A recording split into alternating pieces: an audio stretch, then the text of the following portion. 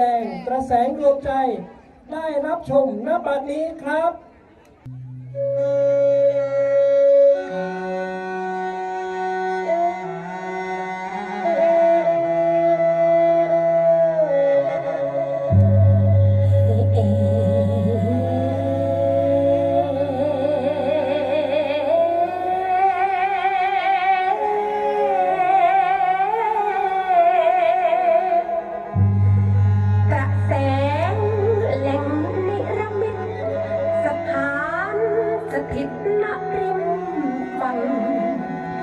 เปียง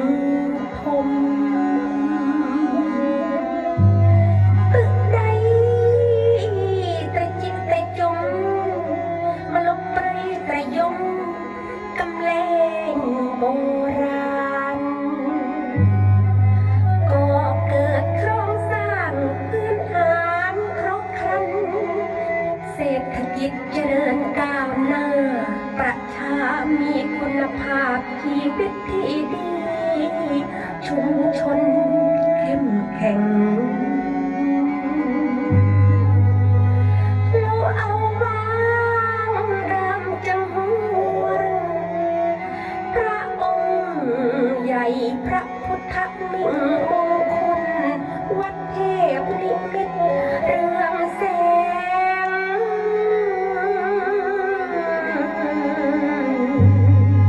พระธาตุเจดีย์ศรีมงคลรัตน์เจิดจรัส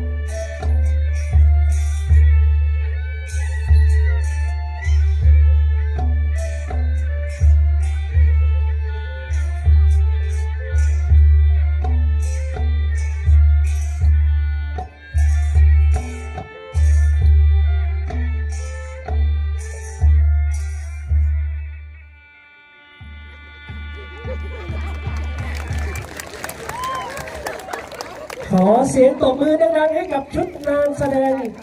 ศิลปะวัฒนธรรมตำบลตะแสของเรานะครับ จากนางรำนะคะ ตัวแทนนางรำจากทุกๆหมู่บ้านชาวตำบลตะแสของเรานะสวยสดงดงามกันมากเลยทีเดียวนะคะ อย่าเพิ่งไปนะครับอย่าเพิ่งลงนะครับ เดี๋ยวคุณลองนะคะเจอเวทีก่อนค่ะ ครับก็เรามีนะครับรางวัลนะครับจากผู้ใจดีนะครับที่มอบให้ในชุดการแสดงชุดนี้นะครับเป็นท่านไหนนะครับ ท่านแรกนะคะเดี๋ยวขออนุญาตเรียนเชิญนะคะท่านรองอนงสานุสันต์นะคะ ท่านได้ให้เกียรติมอบรางวัลสนับสนุนให้กับนางรำนะคะ ให้กับชุดการแสดงชุดนี้นะครับ ขอเสียงตบมือให้กับรองอนงสานุสันต์ด้วยนะครับ รองนายกองค์การบริหารส่วนเป็นกระแสครับ และขอเรียนเชิญตัวแทนนะครับท่านคุณครูบนเวทีนะครับรับมอบรางวัลนะครับ และยังมี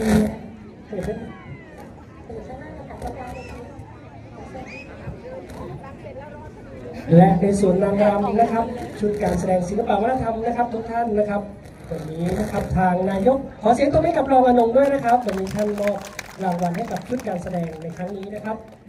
ขอบคุณมากค่ะ แล้วก็ยังมีรางวัลนะคะสนับสนุนการแสดงนะคะอีกรางวัลนะคะ จากคุณโสพลจรดรำนะคะ เจ้าของและผู้จัดการนะคะบริษัท S1 ค่ะ โดยมีคุณแม่อนงสานุสันต์นะคะ แล้วก็คุณแม่สมวนจรดรำนะคะ เป็นตัวแทนมอบรางวัลนะคะชุดนี้ค่ะ จะมอบเงินรางวัลให้กับนักแสดงทุกท่านนะครับ แล้วก็จะมีในส่วนของท่านนายกองค์การบริหารส่วนตำบลตะแสงนะครับนายประกรณ์เนตรวัฒน์ท่านจะมอบของรางวัลให้กับผู้แสดงบริเวณข้างเวทีนะครับ ก็เพื่อความเป็นระเบียบเรียบร้อยนะครับ ก็จะให้นางรำนางแสดงนะครับ เดินออกทีละแถวนะครับ ขอเรียนเชิญแถวแรกนะครับ รับมอบรางวัลบริเวณด้านข้างนะครับ ทีละแถวนะครับ ขอเสียงตบมือให้กับผู้ใจบุญทุกท่านนะครับ ที่มอบรางวัลให้กับชุดการแสดงชุดนี้นะครับเจ้าหน้าที่ช่วยดูด้วยนะครับ และช่วงเวลานี้นะครับที่เป็นช่วงเวลาที่ทุกท่านรอคอยนะครับ ก็จะเป็นในส่วนของการประกาศผลรางวัลการประกวดต้นเทียนพรรษาประจำปีงบประมาณ 2569 ในวันนี้นะครับ ใช่แล้วค่ะ และขณะนี้นะคะ ผลการประกวดนะคะแห่เทียนเข้าพรรษาประจำปี 2569 นะคะ รางวัลทั้งหมดนะคะอยู่ในมือของดิฉันแล้วค่ะ ใช่ครับคะแนนท่านคณะกรรมการก็ได้รวบรวมผลคะแนนมาเป็นที่เรียบร้อยแล้วนะครับ ก่อนที่จะประกาศผลรางวัลนะครับ ก็จะแจ้งในส่วนของหลักเกณฑ์การประกวดนะครับแห่เทียนเข้าพรรษานะครับดังนี้นะครับ หลักเกณฑ์การประกวดแห่เทียนเข้าพรรษานะครับ ประกอบไปด้วยคะแนนที่เราให้